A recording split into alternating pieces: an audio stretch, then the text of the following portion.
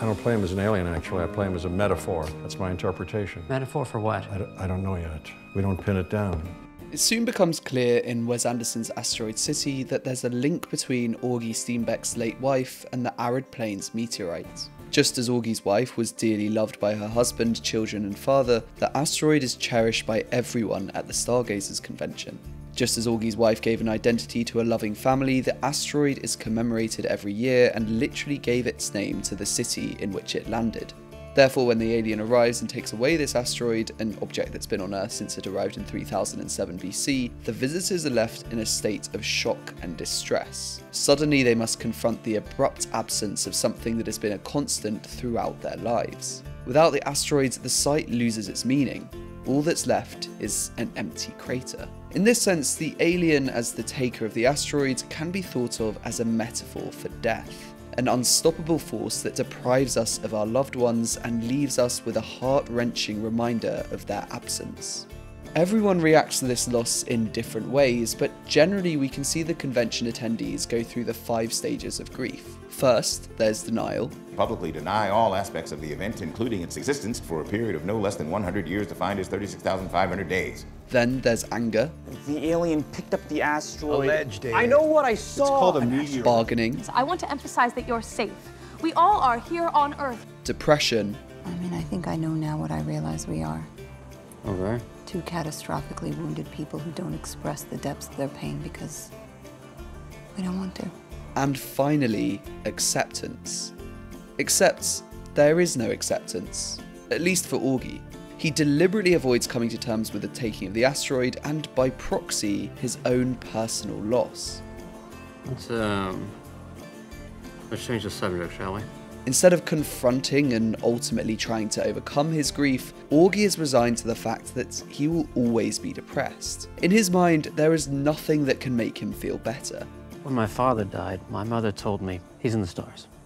I told her the closest star, other than that one, is 4.5 light years away with a surface temperature over 5,000 degrees centigrade. He's not in the stars, I said. He's in the ground. The other thing she said, which is incorrect. Time heals all wounds. No. Maybe it can be a band-aid. This scene happens relatively early, so you might think that Augie will find healing later on in the play. After all, the subplot of the alien seems to be mirroring his grieving process. When it comes back to Earth and returns the beloved asteroid, it feels like a significant moment of closure. After we lose someone, it's not like every trace of them is wiped off Earth. Instead, they come back to us through memories. They are, in a sense, inventoried. It's been inventoried. Over time, experiences of these memories stop being sad and start to become happier, a sign that the process of grieving is drawing towards the final stage of acceptance. Yet, rather than reaching this stage, the actor playing Augie, Jones Hall, walks off set. At the very moment that we would expect Augie to end his character arc and finally accept the death of his wife, Hall doesn't buy it. As a result, his character seems to be perpetually stuck at the depression stage of grief. I feel lost. Good. He's such a wounded guy. I feel like my heart is getting broken, my own personal heart, every night. Good. It soon becomes clear why Hall is having such a hard time playing Augie. We learn that the playwright Conrad Earp died shortly after Asteroid City started its run, forcing the company to go on alone. Conrad Earp, American playwright, unequaled in passion and imagination, dead at 50. This has a special significance for Hall, as we know from an earlier documentary scene that he shared an intimate relationship with the playwright. Unlike the unproductive conversations he has with director Schubert Green, talking with Earp allowed Hall to truly connect with his character. Without Earp as a muse, Hall starts to doubt his portrayal of Augie, all the while being stricken by grief, as we see during one of the play's rehearsal scenes. Use your grief. Such a sickening waste. Think of the people. Think of the places. Think of the world you could have seen, Dolores. The grief that Augie's character is using here is not the imagined despair over his imaginary late wife, but rather his real-life pain for the loss of his lover, Conrad Earp. He even seems to continue channeling this grief after the rehearsal. What did you just do? I burned my hand on the quickie griddle. Why? It's not clear. Hall was only supposed to act as if he'd burnt his hand, but he actually does it. An action that seems to shock the actress playing Midge into breaking character. Show me. You really did it. That actually happened. At this moment, it's almost as if he is overcome by pain. If we rewind to the earlier documentary scene, we start to understand why. Why does Augie burn his hand on the quickie griddle? Well, I don't even know myself, to tell you the truth. I hadn't planned it that way. He just sort of did it while I was typing. I guess the way I read it, he was looking for an excuse why his heart was beating so fast. This part of the play is a direct reminder of his first intimate conversation with Earp.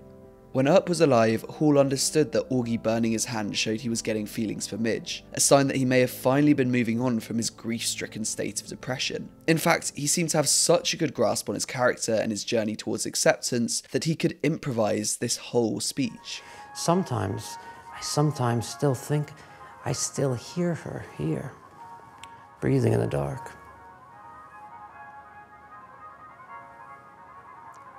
Who knows, Woodrow? Maybe she is in the stars.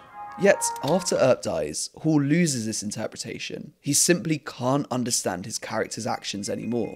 I still don't understand the play. Doesn't matter. Just keep telling the story. It's clear that Hall's grief over the death of the playwright is directly linked to Augie's grief over the death of his wife. If he can't accept his own loss, how could he ever accept his character's? This question is answered by what is perhaps the most absurd parts of the film. Well, the thing is, Salty, I'd like to make a scene where all my characters are each gently, privately seduced into the deepest, dreamiest slumber of their lives as a result of their shared experience of a bewildering and bedazzling celestial mystery. This documentary scene is placed right after the end of Act 2 and, once all the actors are asleep, leads us directly into the next act.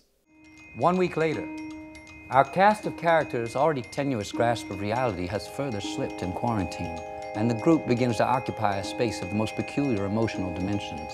This suggests that the entire third act of the play is in fact a dream sequence designed to allow characters to come to terms with their grief. Sleep, as Keitel notes, is where these important things happen. Sleep, it's not death.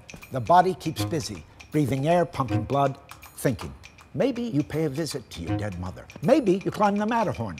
Connie, you wake up with a new scene 3/4 written in your head already. Schubert, you wake up with a hangover. Important things happen.